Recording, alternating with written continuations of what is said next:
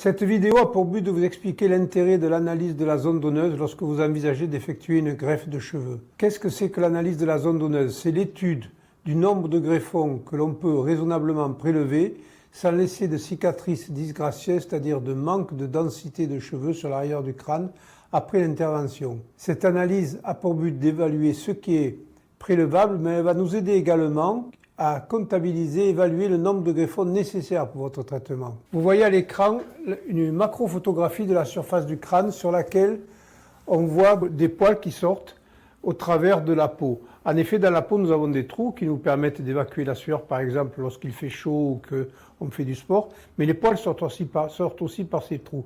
Parfois, il n'y a qu'un poil, parfois deux, parfois 3, parfois 4, ça peut aller jusqu'à 8. Ça s'appelle l'unité folliculaire, c'est ça qui constitue le greffon. Et donc, pour évaluer le nombre de greffons qui sont nécessaires pour vous traiter, il faut que l'on sache combien vous avez en moyenne de cheveux par greffon. Ce chiffre varie d'un patient à l'autre. 1000 greffons d'un cheveu, c'est 1000 cheveux. 1000 greffons de 2 cheveux, c'est 2000 cheveux. Le résultat sera complètement différent. Donc, sans avoir connaissance de ce chiffre, les évaluations que l'on peut faire sur des photographies ou sans avoir fait ces examens sont très approximatives. L'autre élément qu'il faut également mesurer, c'est le diamètre du cheveu. Les gens qui ont la chance d'avoir des cheveux épais auront besoin de moins de cheveux pour couvrir une zone que ceux qui ont des cheveux fins. Enfin, le dernier élément, c'est d'évaluer le nombre d'unités folliculaires par centimètre carré, ce qui va permettre de savoir combien on peut en prélever sans que ça se voie. Les densités habituelles se situent entre 80 et 90 unités folliculaires par centimètre carré. Parfois, des gens ont beaucoup moins, 50, 60 unités folliculaires par centimètre carré. Et là, on sera limité dans le prélèvement du nombre de greffons.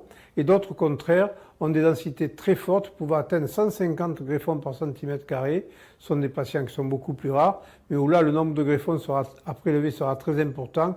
Et on aura toutes les latitudes pour effectuer des greffes, des corrections importantes. Un autre élément qui est également important lorsque l'on fait cette étude est la taille du greffon qui va être utilisé.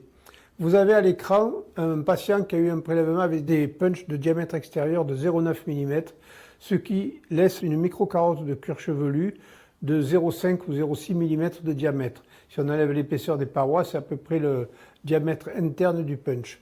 Cela permet de laisser des cicatrices qui sont très discrètes. Et vous voyez chez ce patient qui a eu une intervention avec un prélèvement de 5000 greffons, la qualité de la cicatrisation 14 jours après l'intervention.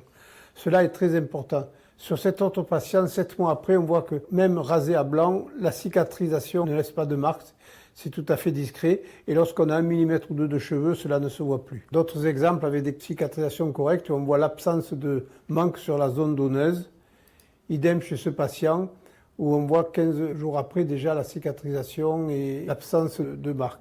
À l'inverse de ce que l'on peut voir sur des patients qui ont été opérés dans d'autres centres, où vous avez là, par exemple, un patient en retour d'un pays étranger célèbre pour les greffes de cheveux, où vous avez des greffons avec une cicatrice très disgracieuse sur l'ensemble de la zone de prélèvement, des prélèvements confluents qui vont laisser des cicatrices, des escarres, ou bien un patient avec un surprélèvement ici au niveau de la zone donneuse, ce qui est absolument difficile à traiter. On ne peut pas en effet corriger cela en enlevant des greffons. Les seules solutions possibles sont de regreffer des cheveux sur cette zone ou bien de faire des micropigmentations pour atténuer le contraste. Autre type d'erreur à ne pas reproduire, c'est le prélèvement avec des très gros punch de 2 mm. C'est une technique qui est courante encore, qui s'appelle Maxi 3D, qu'il faut éviter parce que vous voyez les cicatrices disgracieuses que laissent ces techniques et c'est absolument très difficile à corriger. Vous pouvez voir sur cette diapositive la correction qui a été effectuée avec la taille des prélèvements que nous avons effectués pour rattraper le cas de ce patient. Et vous voyez en contraste, donc par opposition, la taille des cicatrices liées à la première intervention et la taille des prélèvements que nous avons effectués pour faire cette correction. L'ensemble de ces informations a pour but de vous éviter de vous retrouver dans les circonstances suivantes après une greffe.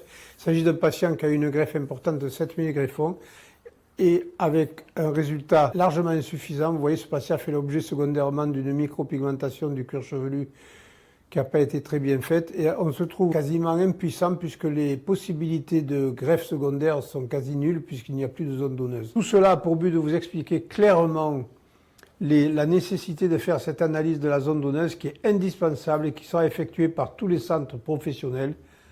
Cela vous permettra déjà d'avoir une impression favorable ou défavorable de la consultation que vous aurez eue avant votre greffe.